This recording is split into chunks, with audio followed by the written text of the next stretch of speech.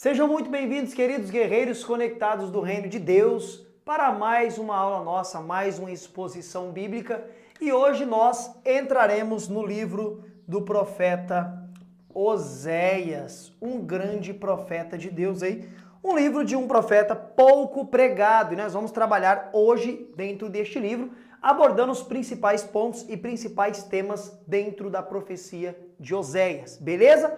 Bora lá? Então, algo muito importante, Oséias, ele é um dos 12, marca esse número aqui, ó, marca esse número, um dos 12 profetas menores, os 4 profetas maiores, nós já passamos pelos livros dos 4 profetas maiores, que é Isaías, Jeremias, Ezequiel e Daniel. Como já explicado em aulas passadas, só são maior por conta do contexto profético, do peso profético no sentido assim, de um período maior de tempo de profecia, até mesmo conteúdo escriturístico que mais escreveu, tá? Oséias, ele é enquadrado como um dos 12 profetas menores. Então vamos a informações introdutórias ou de introdução ao livro do profeta Oséias. Ele era do reino norte, lembra da divisão dos reinos? Ele era do reino norte. Ele e Jonas, ele e o profeta Jonas, são os únicos 2 profetas do reino norte que escreveram ou tiveram as suas profecias registradas em escritos. Lembre-se que do reino norte também era Elias e Eliseu, mas eles não escreveram as suas profecias, não teve relato ali minucioso das suas vidas. São citados os feitos deles, mas não tem o livro de Elias, não tem o livro de Eliseu, mas tem o livro de Oséias e o livro de Jonas, né? Esses 2 grandes profetas. É cogitado que o profeta Oséias, ele exerceu aí o seu ministério profético de 755 a 731. Pouco depois aqui de quando ele termina o seu período profético, né, o contexto que ele viveu e profetizou, o reino norte aqui vai cair, vai ser destruído pelos assírios, por Salmanaser, o rei o rei assírio, não é da Síria, da Assíria. Todo esse período aí, ele profetizou no reino norte.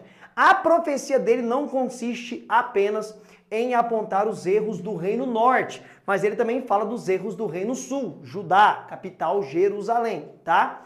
Ele profetizou no governo de alguns reis, vamos a estes reis. No contexto em que ele profetizava, governou o rei Uzias, Jotão, Acás e Ezequias, porém todos esses que eu citei aqui agora eram reis no reino sul. Enquanto Oséias estava lá em cima profetizando no norte, estes homens governou no sul, reino sul. Já no reino norte, ele é do período de Jeroboão II, ele é deste período, que governou lá na época em que ele era profeta. Profetas contemporâneos, ou seja, que viveram no mesmo período do profeta Oséias. Isaías e Miqueias viveram no mesmo período do profeta Oséias, tá bom? Essas aqui são as possibilidades deste contexto histórico deste grande homem de Deus. Já entrando aí então, pessoal, no capítulo de número 1, vai falar sobre o casamento de Oséias com uma mulher chamada Gomer. Só que tem aqui um grande embate teológico, porque o texto diz que esta mulher era uma prostituta. Deus mandou o profeta buscar como esposa uma prostituta, e aqui o pau quebra. O pau quebra, galera. Por quê? Dentro do mundo teológico, há 2 possibilidades de se interpretar este casamento do profeta Oséias com uma prostituta. Há quem pense que interprete que, na verdade, Gomer não era uma prostituta literal, uma mulher que se prostituiu, uma mulher da vida, não. Ela era uma prostituta espiritual. Mas em que sentido espiritual? Ela era uma mulher que de dia adorava o Deus de Israel, mas à noite estava queimando incenso para Baal, para Astarote, para Azera e tantos outros deuses pagãos que acabava chegando ali no povo de Israel. Alguns entendem que ela literalmente não se prostituía, não deitava com outros homens. Era uma prostituição espiritual. Seria uma ideia aí meio que de confortar, colocar um pano ali, meio nesse contexto difícil de entender na vida do profeta Oséias. Mas a maioria esmagadora, de forma majoritária, ou seja, a maioria dos grandes intérpretes da Bíblia, entende que literalmente ela era uma prostituta, uma meretriz, por todo o contexto do livro, porque o próprio Deus disse para Oséias que era para deixar ela sair à noite ou quando ela quisesse lá para se prostituir. E por que que Deus permitiu isso? Por que que Deus deixou isso acontecer com Oséias? Deus era a favor então da traição, do adultério? Não, pessoal. Isso daqui é complexo para entender. Por quê? Porque nesse contexto aqui dos profetas, Deus fazia com que muitos profetas sentissem na pele aquilo que Deus estava sentindo. Então, quando as pessoas viam o profeta Oséias, e muitos reconheciam ele como profeta, vivendo nesta condição, as pessoas pensavam o seguinte: o porquê que ele está aceitando isso? Como que ele pode estar tranquilo vendo tudo isso acontecer? Só que este casamento de Oséias com esta mulher prostituta representava para o povo de Israel o quê?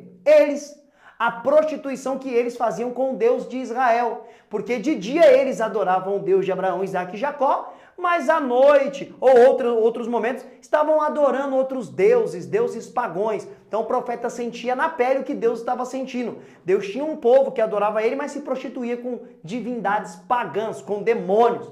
E por que que se entende que era literal o casamento de Oséias? Porque o texto diz que ele teve 3 filhos ou filhas com esta mulher. E é interessante que o nome que Oséias vai dar a estes filhos, essas filhas que ele vai ter, são nomes que expressam o que Deus está sentindo. Se não, vejamos. E olha só que legal, vamos lá. O primeiro filho aqui que ele vai ter é Jezreel. Jezreel significa o quê? Eu visitarei a casa de Jeú. Jeú era um rei que reinou no Reino Norte e a sua descendência ali apostatou-se ou abandonou-se o Deus de Abraão, Isaque e Jacó. Então Deus vai visitar a casa dele com destruição. E aí depois teve-se uma outra filha, e o nome dessa filha foi Loruama. Não terei misericórdia. Então cada nome que ele está dando para um dos filhos, um filho, né, e agora as filhas, era o que Deus iria fazer com este povo. E a terceira filha que ele vai ter é Lo-Amim. Vocês não são o meu povo. Então por isso que se entende que este casamento de Oséias com Gomer era um casamento literal. Aqueles que vão falar que era uma prostituição espiritual é para falar que Deus não era conivente com o adultério. Mas lembre-se que Deus deixava isso acontecer para remontar no povo que ele estava sentindo naquele contexto. Beleza? Essas são as 2 interpretações dessa possibilidade. Capítulo 2, do verso 1 ao verso 13. Agora aquela forma panorâmica abordando os principais pontos de cada capítulo, tá? Do capítulo 2, do verso 1 ao 13, acusações contra a infidelidade do povo de Israel, o Reino Norte, também chamado de Efraim. Por que o Reino Norte às vezes era chamado de Efraim? Porque era a maior tribo que tinha no Reino Norte, beleza? Vai falar então da infidelidade deles para com Deus.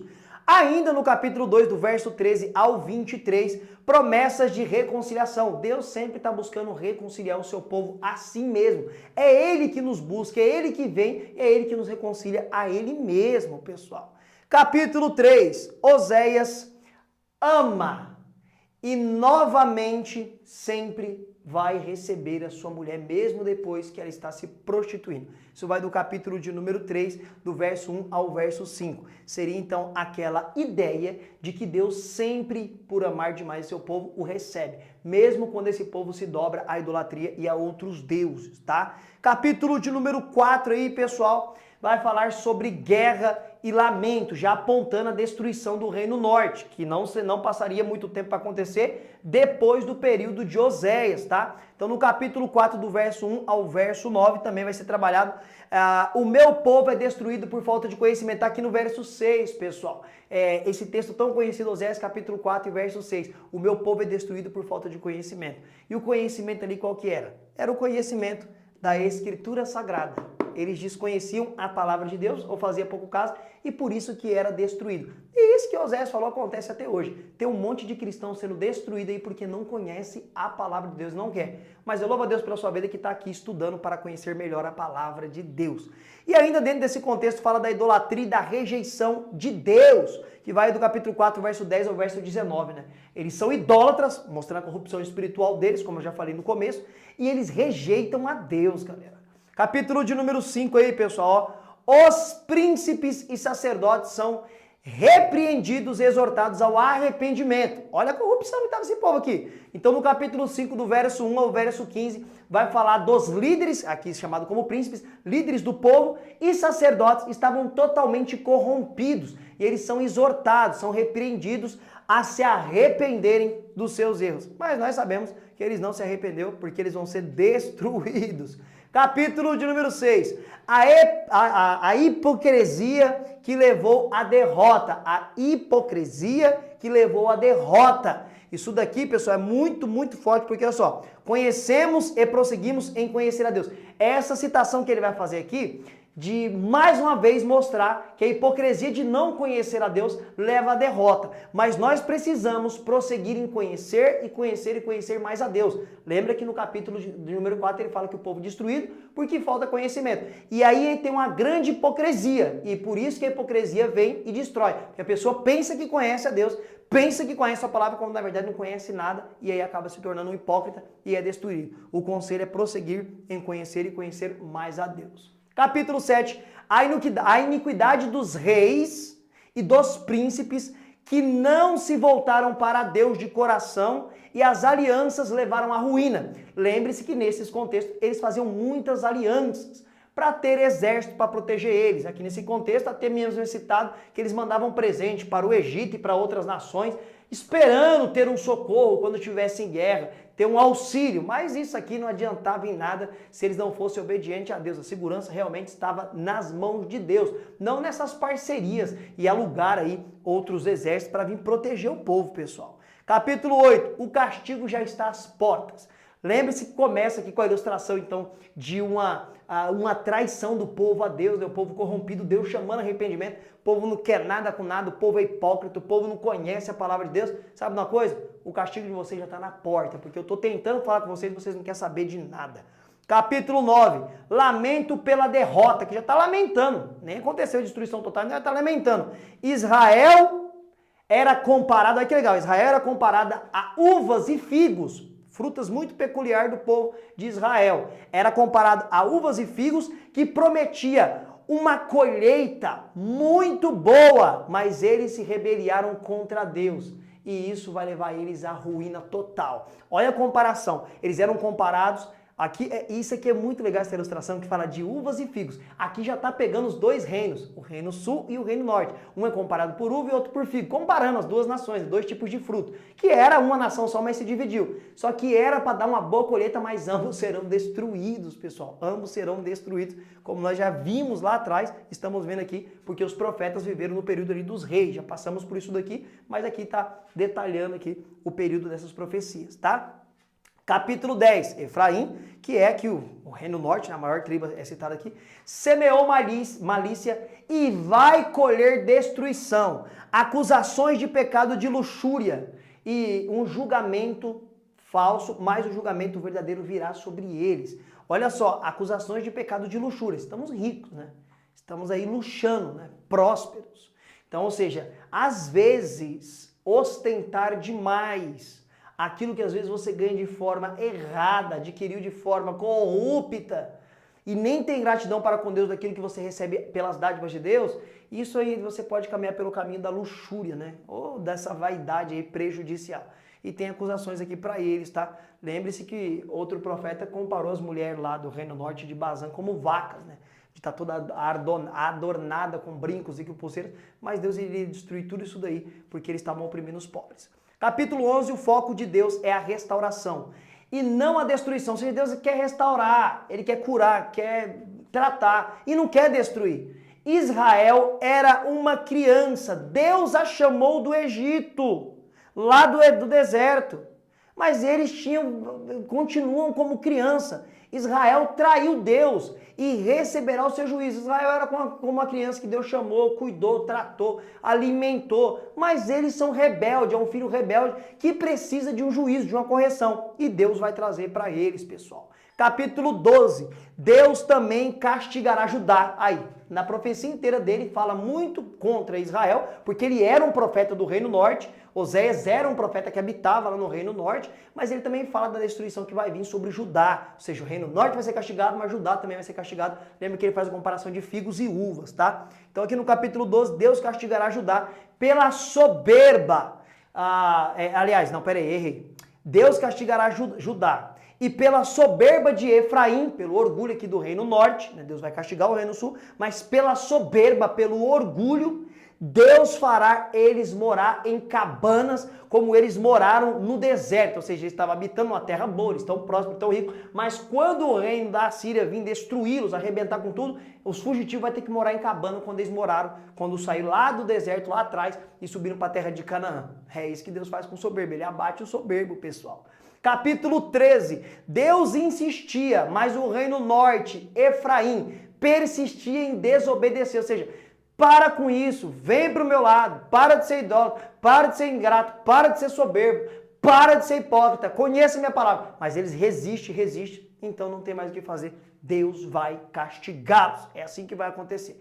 Capítulo 14, o último capítulo dessa profecia, o chamado final ao arrependimento e promessas de perdão. Olha aí, pessoal, Deus está sempre chamando, Deus está sempre, vem, para com isso, não vai por este caminho, eu tenho perdão para vocês, mas nós que estamos à frente da história sabemos que não adiantou esse chamado, porque em 722, pouco tempo depois do período de Osés terminar sua profecia, esse reino norte aqui, Efraim, vai ser invadido pela Assíria e vai ser destruído. Os que ficou vivo foram transportados para a Síria e os que ficou aqui acabou se misturando com os assírios e dando origem aos samaritanos. Este é o contexto panorâmico, abordando os principais pontos de cada capítulo do livro do profeta Oséias, que viveu nesse período de 755 a 731, e tudo isso que você aprendeu na aula de hoje. E aí, gostou da aula de hoje? Então, Deus continue te abençoando e eu te aguardo para a próxima aula, com a graça de Cristo Jesus.